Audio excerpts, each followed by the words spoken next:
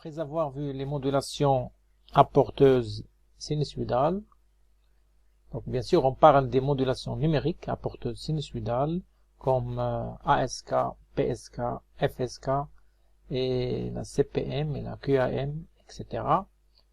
Nous allons aborder un autre type de modulation numérique, dite modulation apporteuse impulsionnelle. Donc, il s'agit de transformer un signal informatif analogique en impulsion, bien sûr, tout en variant ou bien tout en modulant un paramètre de ces impulsions rectangulaires. Si il s'agit de l'amplitude comme paramètre à moduler, donc on parle de la modulation PAM, il s'agit de faire varier l'amplitude des impulsions en fonction ou bien proportionnellement à l'amplitude des signaux analogiques. On peut également moduler la largeur des impulsions, donc cette largeur-là. On parle de la modulation PDM, donc la modulation d'impulsion en durée, et il s'agit de faire varier donc cette largeur-là en fonction de l'amplitude du signal après bien sûr échantillonnage.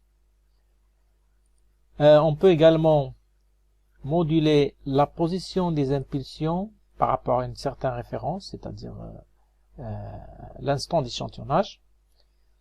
On parle de la modulation PPM, donc modulation d'impulsion en position. Donc comme vous voyez, la position de l'impulsion ici, donc il varie en fonction de l'amplitude.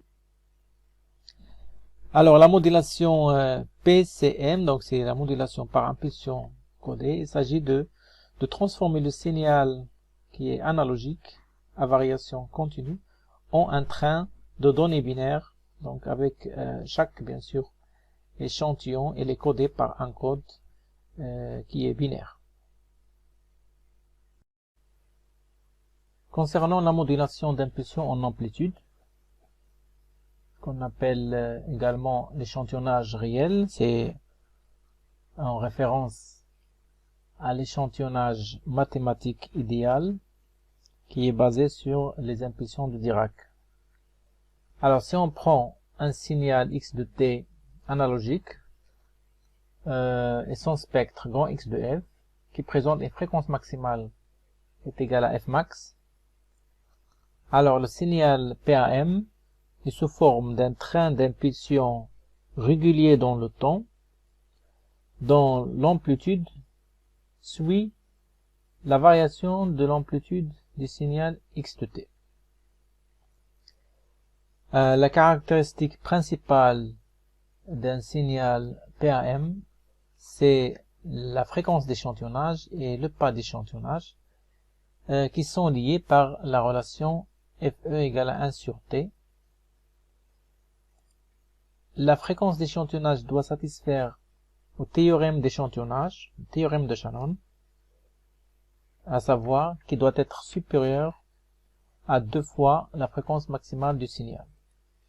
L'autre caractéristique, c'est la largeur des impulsions, qui en général est largement inférieure à grand T, au pas d'échantillonnage, pour pouvoir effectuer des multiplexages temporels à base du signal PAM. Rappelons que l'échantillonnage idéal d'un signal x de t n'est rien d'autre que la multiplication de celui-ci par le peine de Dirac p de t de période t, le pas d'échantillonnage, alors ce qui donne un signal sous forme d'impulsion de Dirac dont l'amplitude suit l'amplitude du signal x de t.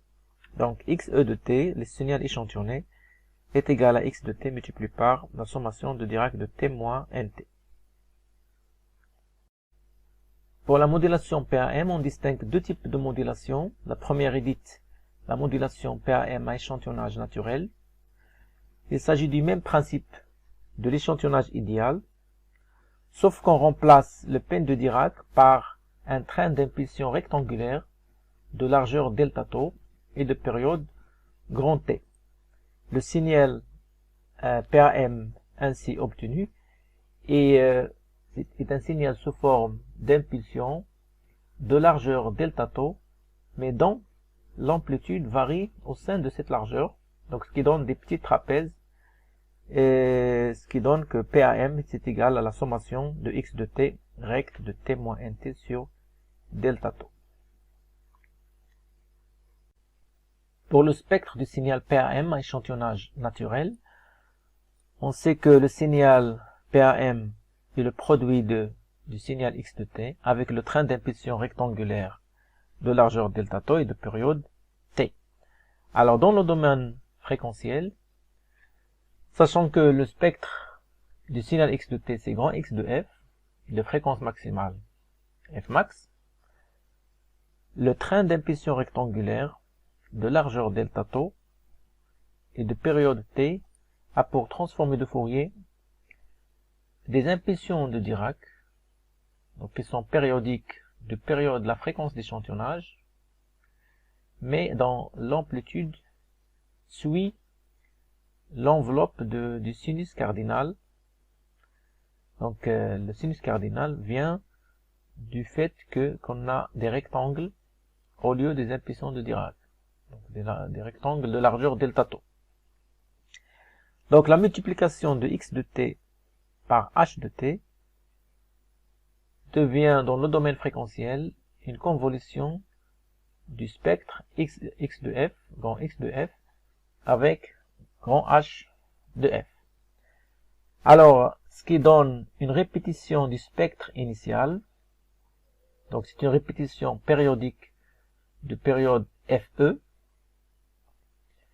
mais l'amplitude, bien sûr, il suit l'enveloppe du sinus cardinal causée par la largeur delta tau des rectangles. Donc, ce qui donne que le spectre du signal PAM à échantillonnage naturel est FE delta tau, sommation de sinus cardinal de n delta tau FE multiplié par grand X de f moins n FE. Le deuxième type de la modulation PAM est dite modulation PAM à échantillonnage plat.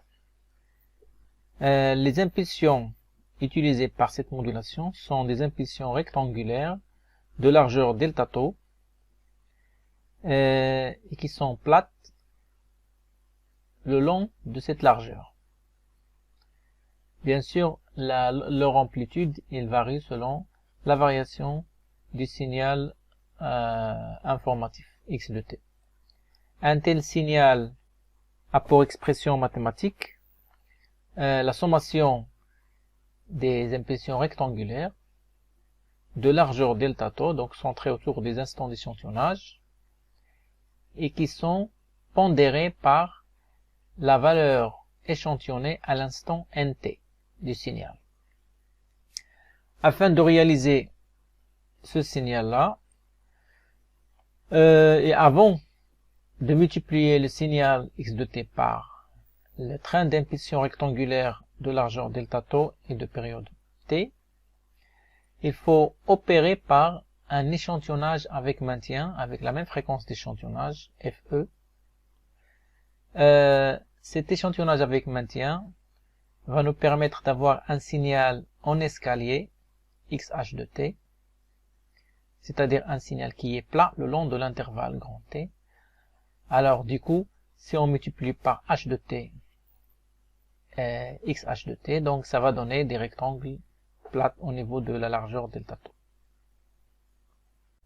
Le spectre du signal PAM à échantillonnage plat peut être déduit à partir de l'expression temporelle du signal PAM, qui peut être écrit sous forme d'une convolution entre un rectangle de largeur delta tau et un signal échantillonné d'une manière idéale, c'est-à-dire à base d'impulsion de Dirac. D'après la relation de localisation de Dirac, donc ce produit peut être écrit sous forme de x de t, Dirac de t moins nt, ce qui va nous faciliter le passage au domaine fréquentiel.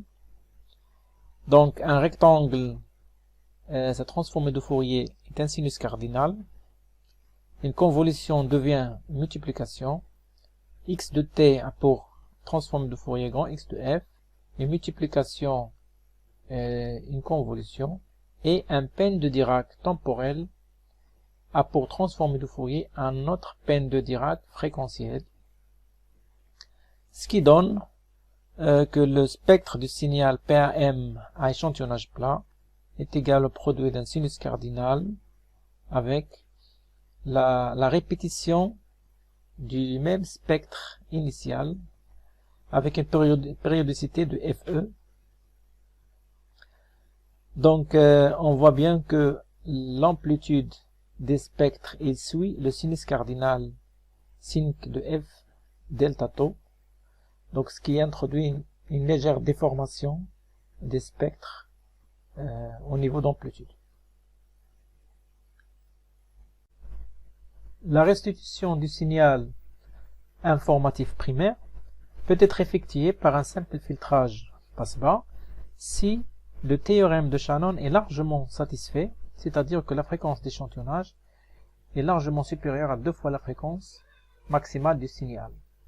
Donc ce qui laisse un intervalle suffisant pour le filtrage passe-bas. Que ce soit un signal PAM à échantillonnage plat ou à échantillonnage naturel, donc un simple filtrage passe-bas de fréquence de coupure égale à Fmax ou bien légèrement supérieur à Fmax peut faire l'affaire et peut permettre de retrouver le spectre du signal initial. Alors si delta tau est très inférieur à grand T, donc ce qui permettra de négliger la déformation en sinus cardinal du spectre initial récupéré. Dans le cas général, et afin de restituer le signal initial analogique à partir d'un signal PAM, le filtrage passe-bas est précédé par une opération d'échantillonnage avec maintien qui se fait au rythme d'une horloge récupérée à partir du signal lui-même.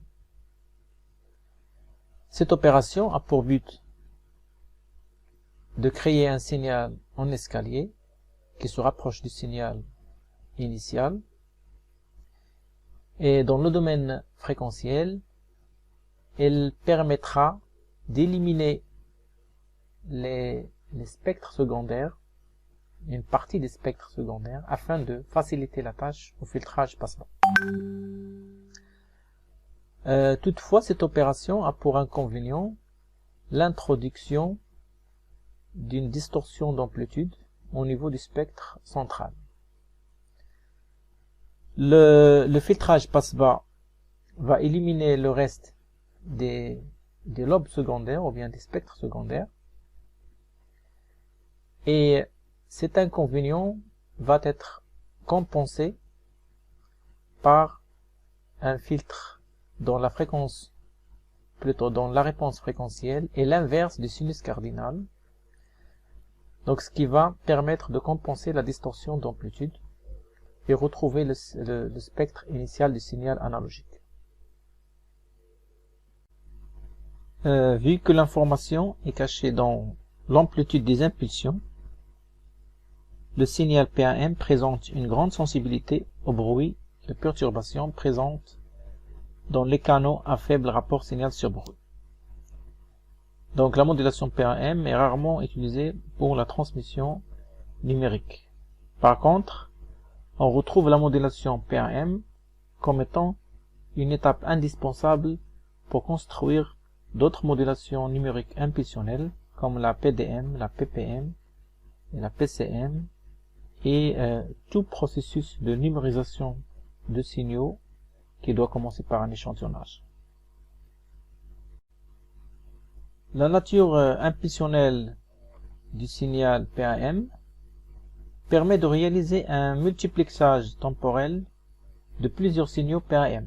Donc, il s'agit de mettre en série plusieurs signaux PAM issus de plusieurs sources pour former ce qu'on appelle une trame, et chaque impulsion occupe un intervalle de temps appelé time slot.